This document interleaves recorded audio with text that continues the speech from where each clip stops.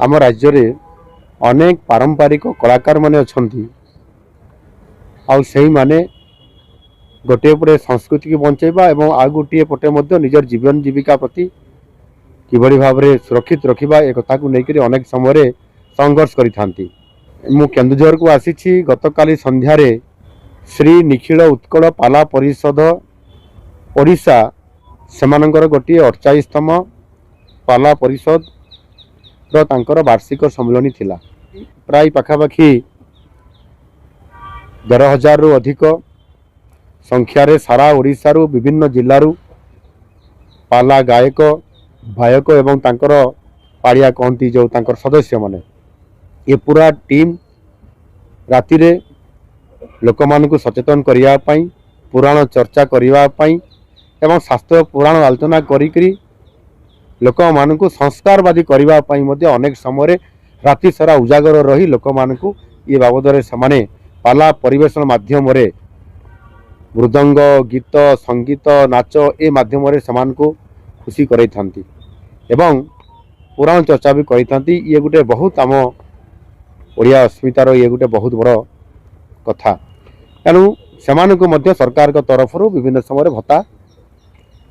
दिया जाई आसुअछि एवं गतकाली मु देखिली जे सेमाने वास्तव में ओडिया अस्मितार कथा आमे कहउछंती एवं सेमानकर मध्य जो भत्ता ताकु प्रदान करा जाउछि समय उपयोगी करिया पाई सेमानकर भत्ता वृद्धि करिवार मध्य आवश्यकता को देखिकरी गतकाली सरकार को तरफ घोषणा करागला एवं सेथिरे विशेष करिकी आगरू जो माने 40 रु 80 वर्ष पर्यंत जो कलाकार माने ता मध्य अछंती सेमानकर भत्ता थिला 2000 टंका और तांकु सरकार घोषणा करिसंती। काली मु घोषणा करली 2000 टंका जो माने पाउछंती सेमानक पई 1000 टंका वृद्धि करागला सेमाने एणिकी 3000 टंका भत्ता पाइबे। सेही बड़ी भाव में जो माने बयस हो गलानी 80 वर्ष किंबा 80 वर्ष ऊर्ध्व से कलाकार मानकु मध्य जो मानकर भत्ता थिला मासिक 2500 टंका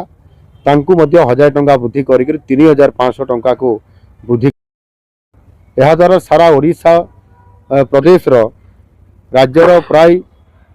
27,704 जन कलाकार सेमाने उपकृत हेबे।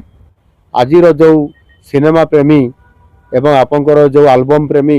आउ यात्रा विभिन्न प्रकार जिते बड़े आग को बढ़ी चली पाला को बहुत समय लोक मैंने देखा जाती ना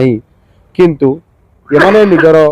ये आमर संस्कृति को ये पाला संस्कृति को एवं पूरा आमर सनातन संस्कृति को बंचाई जो आप उद्यम जारी रखिंट निश्चित भाव में सरकार से सचेतन अच्छा। आगामी दिन में सेमानंकर एठी केन्दुझर गोटे